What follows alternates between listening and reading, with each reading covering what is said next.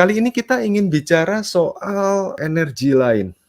Makanya di layar ya saudara bisa lihat judulnya PS Andi Simon pakai energi lain tapi bilangnya kuasa Yesus. Kita langsung aja dengerin singkat aja video dia supaya saudara itu pernah mendengar secara langsung bahwa dia memang mengatakan dia memakai energi lain. Ini dari video dia yang berjudul "Saya Sudah Pernah Ucapkan, Apakah Masih Bisa Ditarik Kembali?" Ini video yang stream live-nya itu 5 Oktober 2020, udah lama. Saudara bisa tonton ini, tapi kita ingin nonton sedikit aja biar saudara, oh iya, pasti bahwa memang dia pernah mengucapkan ini. Kita dengar aja langsung. Seperti misalnya ada yang berkata bahwa pastor ini memakai energi yang lain. Jujur ya, saya jujur ya. Itu betul saudara-saudara. Ya. Cukup ya? Itu betul ya? Dia pakai energi yang lain. Itu jujur katanya. Iya, iya. Saya menggunakan konsep penginjilan lintas budaya. Contoh bicara soal energi yang lain. Shalom, salam sejahtera dalam kasih Tuhan kita Yesus Kristus. Pada kesempatan ini, saya akan memberikan satu ulasan yang penting. Saya beri judul, Terbongkar. Pastor Andi Simon pakai energi lain. Baik Bapak Ibu Saudara yang dikasihi oleh Tuhan, tadi kita sudah menyaksikan kutipan singkat pernyataan Pastor Andi Simon. Saudara dikasihi Tuhan, apa yang dikatakan oleh Pastor Andi Simon di dalam cuplikan video yang sudah saya tunjukkan tadi, itu benar adanya. Sampai Pastor Andi Simon berulang-ulang berkata, itu betul, itu benar, itu betul. Tetapi mengertikah layar teologi atau orang-orang yang kontra lain apa yang menjadi maksud dan tujuan dari Pastor Andi Simon membuat pernyataan yang demikian? Saya kasih contoh. Ketika Bapak Ibu Saudara berulang tahun, ada orang kasih kado. Kado itu dibungkus dengan bungkus kado yang begitu indah dan menarik. Pertanyaan saya, apakah Bapak Ibu Saudara menikmati bungkusnya atau menikmati isinya? Saya pikir setiap kita yang berulang tahun, ada kawan, sahabat, keluarga yang memberikan kado ulang tahun kepada kita. Maka tidak ada di antara kita yang mengabadikan bungkusnya atau menikmati bungkusnya dan membuang isinya. Bapak Ibu Saudara dikasihi Tuhan, justru di sini menurut saya kehebatan dari seorang hamba Tuhan bernama Pastor Andi Simon. Beliau tidak memiliki gelar doktor, profesor, dan lain sebagainya. Memang beliau seorang yang pernah belajar Alkitab. Tetapi seorang hamba Tuhan yang sederhana, bersahaja, tulus, rendah hati. Seorang yang memang menghidupi kehidupan Yesus. Dan kehidupan Yesus itulah yang dibagikan kepada orang lain. Ternyata beliau memiliki sesuatu yang seringkali luput dari pantauan, pengertian, pemahaman dari orang-orang yang mengaku diri sarjana teologi, master teologi, doktor teologi, sampai kepada sudah guru besar. Oknum-oknum tertentu ternyata gagal mengerti, memahami apa maksud dan tujuan dari hambanya Pastor Andi Simon. Berkata, iya, saya pelayanan, saya menyembuhkan dengan energi lain. Maka mereka langsung dibutakan mata hati, mata rohaninya. Energi lain berarti praktek perdukunan. Itulah yang disebutkan oleh Pendeta Muriwali Yanto Matalu. Energi lain diartikan dengan hipnotis, kundalini, sihir, mantra, dan lain sebagainya. Banyak tuduhan-tuduhan yang ngawur dan nyeleneh karena mereka tidak mengerti, tidak tahu, tidak paham apa sesungguhnya makna terdalam dibalik dari pernyataan hambanya Pastor Andi Simon yang menyebutkan saya menyembuhkan dengan energi lain. Gagal paham semuanya. Itu sebabnya saya katakan di dalam judul ulasan ini, terbongkar Pastor Andi Simon pakai energi lain dalam menyembuhkan. Energi lain ini maksudnya apa? Untuk menjawab pertanyaan ini, ada baiknya kita saksikan dulu tayangan berikut ini. Saya menggunakan konsep penginjilan lintas budaya. Supaya cara menginjil ini menyatakan kasih dan kuasa Tuhan Yesus itu dapat diterima oleh khalayak umum. Karena saya turun ke jalan, bukan dalam lingkup gereja. Contoh bicara soal energi yang lain. Kalau kita bicara dari konsep gereja bahwa saya doakan Bapak Ibu boleh dengan kuasa Roh Kudus, mentah-mentah dia tolak. Tapi kalau saya berkata, bolehkah saya mengobati? Niscaya ada manfaatnya. Boleh. Nah, masuk di sana. Sebetulnya orang-orang yang sudah sekolah tinggi, dia harus tahu. Kalau pernah belajar teologi, saya mah aduh ecek-ecek aja.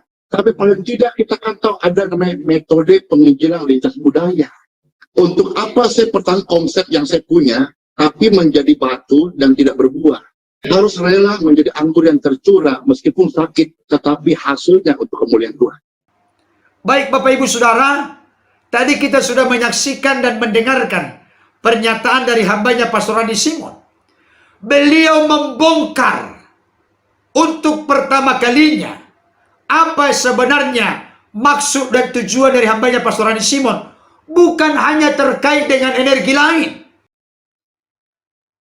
terkait dengan penyembuh jalanan, in Jesus name, air kesembuhan, tangga kesembuhan, kolam kesembuhan. Bahkan beliau punya rencana untuk membuat nama beras kesembuhan, sembako kesembuhan, mobil kesembuhan. Saudara dikasih Tuhan, ternyata kita-kita yang merasa diri paling pintar, paling benar, paling hebat, kita tidak terbuka mata hati, mata rohani untuk mengerti dan menangkap apa intisari, substansi yang ingin digolkan, dicapai oleh hambanya Pastor Andi Simon. Di tengah-tengah sebutan-sebutan yang seringkali aneh bagi kebanyakan kita, termasuk bagi para akademisi yang punya gelar STH, MTH, doktor, dan lain sebagainya. Kita tidak mengerti, kita tidak paham. Karena apa? Karena keegoan, keangkuhan kita yang sudah langsung menonjol. Lo siapa? Gua ini doktor, gua ini master teologi, gua ini sarjana teologi.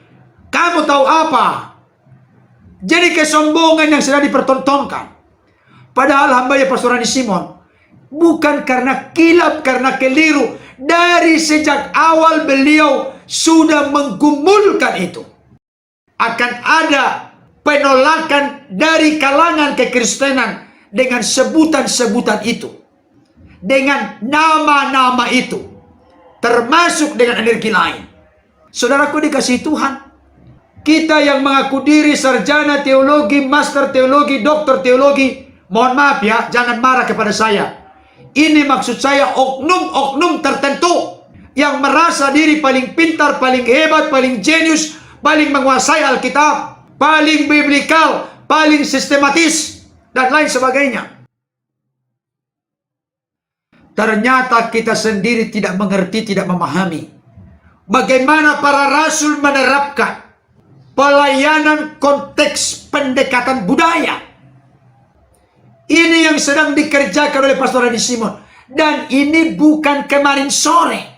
Dari sejak permulaan pelayanan beliau, beliau sudah menggumulkan dan mendoakan ini. Sebagai bagian dari trademark, kalau bahasa marketingnya, nilai jual yang bisa dipublik sehingga membuat orang tertarik dan orang menerima jenis pelayanan yang dilakukan banyak Pastor Andi Simon. Dan buktinya sekarang berhasil. Ketika sudah berhasil, kita yang baru belakangan datang ngoceh-ngoceh, menuduh tutup, menuduh sesat, menuduh penipu, dan lain sebagainya. Aneh bin ajaib. Saudara dikasih Tuhan, dari apa yang sudah saya cuplik tadi, hambanya Pastor Andi Simon menegaskan, saya ini belajar untuk melakukan pelayanan dengan konsep pendekatan lintas budaya. Jadi ada sesuatu yang diperjuangkan. Bagaimana supaya pelayanan ini lebih terbuka, diterima, sehingga pekabaran Injil, pelayanan bisa diterima oleh halayak ramai. Ternyata hal ini gagal dimengerti, dipahami sekelas seperti pendeta doktor insinyur menghapus segala MTH. Dan terkait secara khusus dengan energi lain, beliau membongkar. Kenapa saya sebut energi lain? Kalau saya sebut aku menyembuhkan engkau dengan kuasa Roh Kudus, mereka langsung menolak. Tapi pendekatannya dengan energi lain. Energi lain yang dimaksud itu Roh Kudus. Bukan praktek ilmu perdukunan, bukan ilmu sihir, hipnotis, mantra jampi-jampi dan lain sebagainya. Bukan. Masa kita yang sudah sekolah teologi, gelar sarjana teologi, master teologi, doktor teologi, tidak mengerti tentang pendekatan kontekstual dalam pelayanan sehingga lebih efektif, efisien, optimal, dan maksimal. Justru saya menaruh hormat kepada hambanya Pastor Andi Simon. Beliau barangkali belum sampai kepada program S2 dan S3. Tapi beliau seorang yang dituntun oleh Tuhan, dipimpin oleh Roh Kudus bagaimana mengelola pelayanan ini, menyuguhkan pelayanan yang bisa menjadi nikmat disampaikan kepada orang lain. Orang lain lebih terbuka, lebih respon dan tanggap dengan apa yang dilakukan. Nah, sekarang pintu itu telah terbuka dengan lebar. Maka kita orang-orang yang belum berjuang dalam konteks puluhan tahun beliau memperjuangkan itu, kita langsung suruh, hentikan itu air sucimu, hentikan itu kolam kesembuhan, hentikan. Belajar kau baik-baik teologi. Timmu juga perlu belajar. Bertobat kamu. Ini angkuh sekali pendeta yang seperti ini. Merasa diri selalu paling benar. Tapi ternyata nggak ngerti apa-apa terkait dengan apa yang dilakukan oleh hambanya Pastor Andi Simon. Saya sendiri yang sudah lebih tua dari beliau, belajar kepada beliau dalam konteks pendekatan dalam pelayanan, sehingga lebih diterima, pemberitaan Injil berjalan, pelayanan berjalan. Bukankah sekarang ini yang paling sukar dan sulit bagaimana kita memberitakan Injil? Kepada siapa kita memberitakan Injil? Secara langsung, kepada siapa? Banyak tantangannya. Tapi Tuhan membukakan jalan yang lebar melalui hambanya Pastor Andi Simon dengan menyebut energi lain. Langsung kita menghakimi semua. Ternyata yang dimaksud energi lain itu adalah Roh Kudus. Kenapa disebut energi lain? Karena beliau melayani bukan di kalangan gereja. Sebetulnya hambanya Pastor Andi Simon memiliki harapan dan kerinduan. Ini saudara-saudaraku, hamba Tuhan, pendeta, pastor, pendetua, gembala, termasuk tubuh Kristus gereja Tuhan, mengerti apa yang saya lakukan, ternyata tidak mengerti. Yang paling menjadi dan memprihatinkan adalah orang yang sudah mengaku diri sebagai sarjana teologi, master teologi, doktor teologi, tapi ternyata nggak menangkap apa yang dimaksud oleh Pastor Andi Simon yang sedang Tuhan kerjakan dan sedang berhasil saat ini menyentuh banyak orang. Jadi orang-orang yang suka mengatakan hentikan itu, tutup itu, bertobat kamu. Orang yang mengatakan hentikan itu, tutup itu, bertobat kamu, orang itu yang harus segera bertobat di dalam nama Yesus.